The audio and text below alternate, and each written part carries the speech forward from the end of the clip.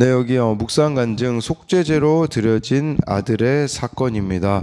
남편의 외도와 빚 문제로 죽고 싶을 만큼 힘들었던 저는 기독교 TV 방송으로 구속사의 말씀을 듣고 큐티하는 공동체에 속하게 되었습니다. 이후 하나님은 저와 저희 가정의 예배가 회복되게 하셨습니다. 여호와를 위하여 유월절을 지키며 성회로 모일 때마다 말씀과 공동체의 위로로 부부관계가 회복되었고 두 아들도 영육 간에 건강해졌습니다. 하지만 이렇게 생활이 안정되자 저는 번제와 소제로 드려야 할 헌신과 성결의 삶의 모습은 없어지고 적당히 여기까지만 하며 또다시 편안함과 행복을 좇는 삶으로 돌아가고 있었습니다. 그러던 어느 날 이제 막 사춘기에 접어든 큰아들이 뇌종양 진단을 받았습니다. 아들은 일주일 간격으로 조직검사와 종양제거 수술을 받아야 했습니다. 저는 아들의 수술 대기실에서 수술 준비가 진행되는 과정과 분주히 움직이는 의료진들을 보며 정신이 아득해지는 두려움을 느꼈습니다. 너희를 속죄하기 위하여 수렴소 한 마리로 속죄제를 드리되라는 말씀처럼 저의 끝없는 세상 욕심과 육신의 원함을 내려놓지 못하는 죄 때문에 아들이 속죄제물로 드려지는 것 같아 엄마로서 말할 수 없는 아픔과 죄의 고통으로 엎드려 올 수밖에 없었습니다. 그러다 저는 제 우상인 아들을 데려가셔도 살려주셔도 감사합니다 라는 기도를 드리게 되었습니다. 이후 공동체의 중보 기도로 아들이 조금씩 회복되어 가던 중 예상치 못한 복시가 생겼지만 목사님의 기도로 안정을 되찾으면서 복시가 없어지는 표적도 경험했습니다. 너희는 다 흠없는 것으로 상번제와 그 소제와 전제 외에 그것들을 드릴 것이니라. 이 말씀대로 하나님은 저와 아들을 한 달 가까이 병원에서 생활하는 동안 말씀의 위로와 공동체의 사랑으로 묵묵히 그 시간을 지나게 하셨습니다. 아들과 큐티하고 기도하며 구원의 하나님을 묵상함으로 기쁘고 감사한 유월절을 보내게 하신 하나님 감사합니다. 적용하기입니다. 어떤 역할이라도 여기까지만 하며 토달지 않고 순종하겠습니다. 아들의 체력이 회복되도록 아들이 학원에 가지 않는 주말에 함께 걷기 운동을 하겠습니다. 네, 여기서 정말 이렇게 되었다 함이 없는 인생인데, 네, 생활이 안정되자 성결한 삶, 헌신은 없어지고 적당히 여기까지만 하며 또다시 편안함과 행복을 줬는 삶으로 돌아가고 있을 때에 큰아들의 뇌종양 사건으로 인하여서 이렇게 또 하나님께 대한 모습이 회복되었다라는 이런 내용이라고 할 수 있습니다. 네, 오늘 말씀 제목은요, 나를 지켜주는 여전한 방식이라고 이렇게 잡은 것은요, 가나안 땅에 들어가는 것도 중요합니다. 그런데 거기 들어가서 하나님과 어떤 관계를 맺고 살아가는지가 더 중요하다라는 것이에요. 이것은 저와 여러분들에게 구원받는 거 중요합니다. 그런데 그 구원의 은혜와 감격을 잊지 않게 해주는 그런 안전장치와 같은 것들이 있느냐라는 거예요. 같은 모습으로 같은 태도로 하나님 앞에 나아가고 있느냐라는 것인데요. 네, 오늘 말씀 16절 17절을 보면요, 첫째 달 14째 날은 여호와를 위하여 지킬 유월절이며 또 그 달 15째 날부터는 명절이니 이래 동안 무교병을 먹을 것이며 라고 해가지고요, 유대인들이 쓰는 그 유대력 1월 14일은 유월절로 지켰습니다. 이 유월절은 무엇을 말하는 겁니까? 이 애굽을 나올 때의 마지막 재앙 장자의 죽음이었는데 문설주에 그 어린 양의 피를 바른 집은 죽음이 넘어간 날이었기 때문에 바로 구원의 날이었었다라고 하고 있어요. 그렇기 때문에 1년에 이 한 차례씩 지키는 절기에 대한 부분이에요. 어제 말씀은 매일 드리는 상번제, 일주일에 한 번 드리는 안식일 제사, 한 달에 한 번 드리는 초하루 제사를 소개했고, 여기 본문부터는 이제 1년에 한 차례씩 지켜야 되는 절기에 대한 부분이 나와 있는 것이에요. 그래서 17절에요. 또 그 달 15째 날부터는 명절이니 이래 동안 무교병을 먹을 것이며, 그러니까 6월절이 14일이었고요. 15일부터는 또 일주일간 이 무교절로 이어서 지켰습니다. 네, 그래서 이 유월절을 하나님께서는 또 지키라고 하셨는데 이것은 저와 여러분들에게 구원의 사건을 잊어서는 안 된다라는 것이에요. 유월절에는 말씀에 순종한 사람 그리고 그 가정이 받은 구원을 기념하는 절기였었음을 말씀해 주고 있는 것인데 저와 여러분들에게는 이 구원의 은혜를 잊지 않는 거 이때 지금 이 말씀에서는 사실 제사장들이 어떻게 지켜야 되는지 나왔기 때문에 가정에서는 어떻게 지켰는지가 나와 있지는 않습니다. 가정에서는 이날 교육이 이루어지게 되어져요. 어떤 교육이 이루어지게 됐냐면 우리가 어떻게 구원받았는지 자녀들에게 이 유월절은 그렇게 지켜졌거든요. 우리에게는 어떤 의미가 있을까요? 우리에게는 가정 예배를 드리는 것 이게 또 유월절을 지키는 것이 되지 않을까 생각해 보았는데요. 참고 구절이 있어요. 이 출애굽기 12장 46절에요.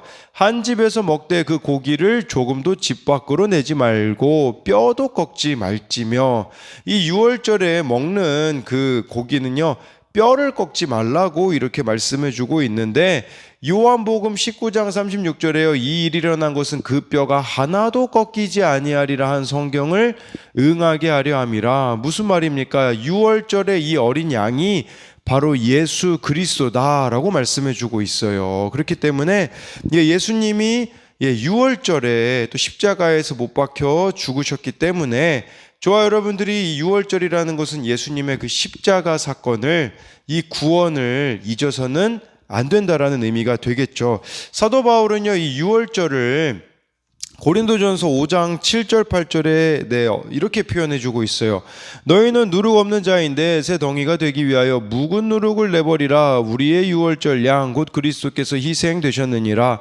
이러므로 우리가 명절을 지키되 묵은 누룩으로도 말고 악하고 악의에 찬 누룩으로도 말고 누룩이 없이 오직 순전함과 진실함의 떡으로 하자라고 해가지고요.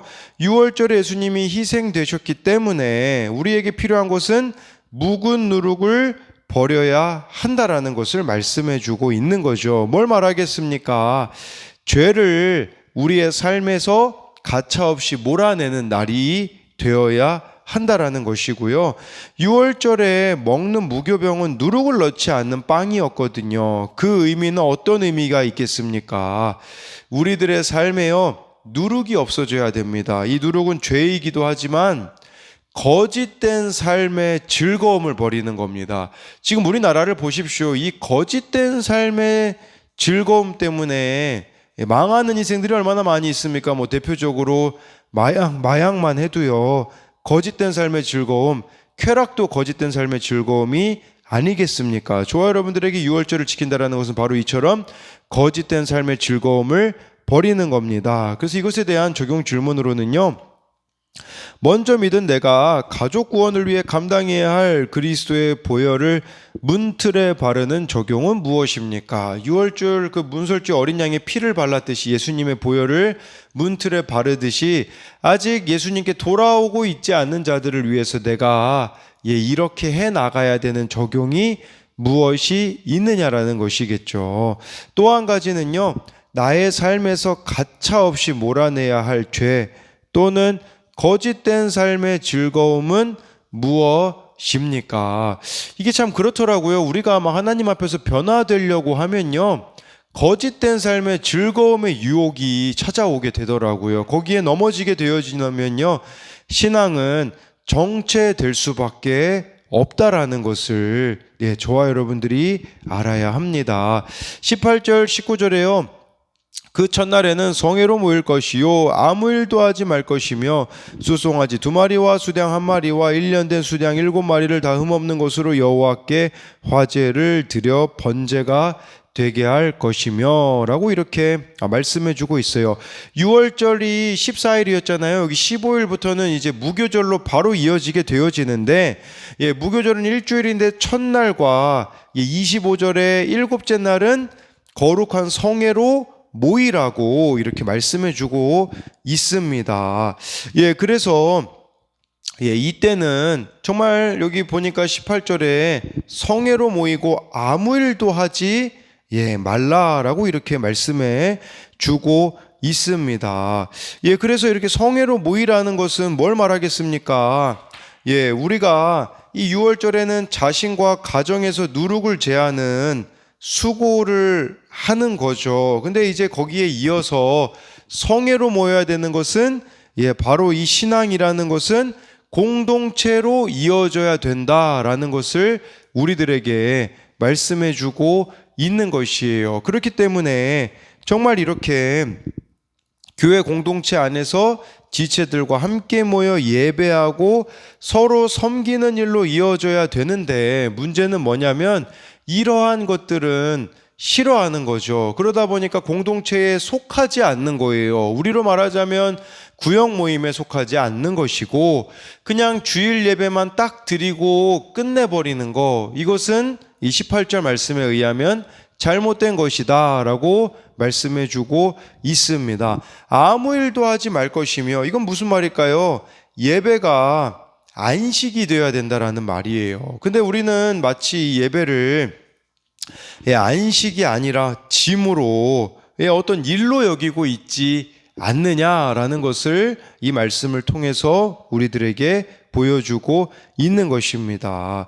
그래서 이 무교절 일주일 동안은요, 무교병을 먹었어요. 누룩을 넣지 않는 빵을 먹어야 했는데, 이스라엘이 애굽으로부터 받았던 고난, 하나님의 위대한 구원을 기억하고 기념하는 날이었었다라고 할 수가 있습니다. 그래서 이것에 대한 적용 질문으로는요, 나는 나와 내 가족, 내 식구에 머무르지 않고 교회 공동체 안으로 들어가 지체들과 함께하고 있습니까? 이게 그 18절에 성회로 모인다라는 거거든요. 그렇기 때문에 신앙은 개인적인 것이 아니라 공동체적인 것이다 라는 것을 아셔야 합니다. 그리고요, 예배 드리는 것이 여러분에게는 안식입니까? 노동입니까? 라고 해가지고요, 좀 그런 생각이 들더라고요. 이 평소에 하나님과 어떤 관계를 맺느냐에 따라서 누군가에게는 이 예배가 기쁨이고 안식이겠지만 누군가에게는 마치 억지로 끌려오는 것과 같은 이렇게 노동인 경우들을 보게 됩니다. 다른 것들을 이날 드리는 예물들에 대해서는 따로 설명드리지 않고요. 한 가지만 좀 이야기 드리자면, 초하루 때부터는 속죄제를 드렸다고 어제 말씀에 나오잖아요. 한 달에 한 번 드리는. 나머지 절기들도 다 속죄제가 포함이 되어져 있어요. 속죄제로 드리는 것이. 이건 뭘 말하는 거겠습니까? 이 절기들마다 정말 나의 죄인됨을 기억하는 날이 되어져야 한다라는 것을 알면 될 것 같습니다.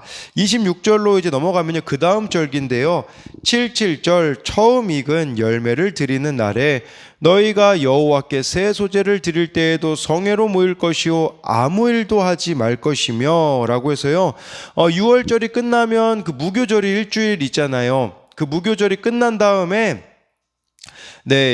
7주가 지나면요, 실주가 지나면 77절이 그 7주가 지나는 거거든요. 7번씩. 그러면 이제 50일째 모이기 때문에 77절을 오순절이라고도 합니다. 이때도 또 모여야 됐어요. 이 77절은요, 수확의 열매를 하나님께 드리는 날이었어요. 그래서 보리를 추수하고 밀의 첫 수확을 드리는 절기거든요. 이게 무슨 말이냐면, 첫 수확을 하나님께 드림으로써 남은 모든 것도 하나님이 책임져 주실 것을 미리 감사하는 날이었어요. 그러니까 미리 이제 이 첫 수확물 드리니까 하나님, 남은 것들도 책임져 주십시오라고 이렇게 말씀하고 있는 것인데, 처음 열매를 드린다라는 것은 어떤 의미가 있겠습니까? 모든 주권이 하나님께 있다라는 믿음의 고백이라는 것이에요. 그래서 정말 처음 열매를 드리는 거, 모든 주권이 하나님께 있다라는 거죠. 그래서 이날을 또 77절 오순절이라고도 하는데요. 출애굽기에 보면요, 이 오순절에 하나님이 십계명을 주셨어요. 그리고요, 이 오순절은 이제 신약 예수님이 오신 이후에는요, 성령을 받잖아요. 마가다락방에서. 그러니까 말씀 십계명 받은 날과 성령 받은 날이 어떻게 연결되어질 수가 있을까요? 그것은 지금 우리들에게는요, 내 삶의 문제를 말씀에 비추어서 성령께 묻고 순종하는 일이 바로 저와 여러분들이 이 77절을 지키는 것이라고 할 수가 있는 것이에요. 그래서 말씀과 성령은요, 별개가 아닙니다. 이걸 아셔야 돼요. 그렇기 때문에 정말 모든 사건들, 문제들을 말씀에 비추어 성령께 묻고 저와 여러분들이 순종하며 나아가는 것, 그게 결국은 하나님의 주권을 인정하는 삶이 아니겠습니까? 그렇게 되어지면 이런 식으로 우리가 하루하루를 살아가면요, 우리의 삶은 하나님이 주신 선물이다라고 여길 수밖에 없을 것입니다. 그래서 이것에 대한 적용 질문은요, 나는 내가 가진 모든 것이 하나님이 주신 선물임을 믿습니까? 정말 여전한 방식으로 매일 말씀이 있고 성령께 도우심을 구하며 살아가면요, 우리의 삶은 선물이 될 수밖에 없음을 말씀드리는 거고요. 하나님이 내게 허락하신 모든 것이 감사합니까? 아니면 그렇지 못해서 하나님께 드리기 아까워하는 것은 무엇입니까? 정말 이렇게 첫 열매를 또 드리는 이런 부분들을 생각해 볼 수 있겠죠.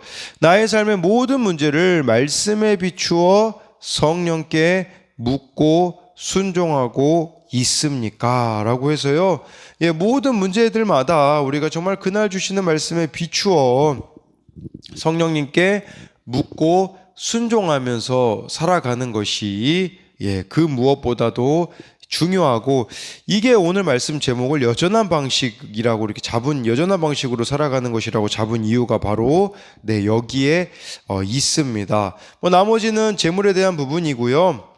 마지막으로 31절에 너희는 다 흠없는 것으로 상번제와 그 소제와 전제 외에 그것들을 드릴 것이니라 라고 이렇게 나와 있는데요.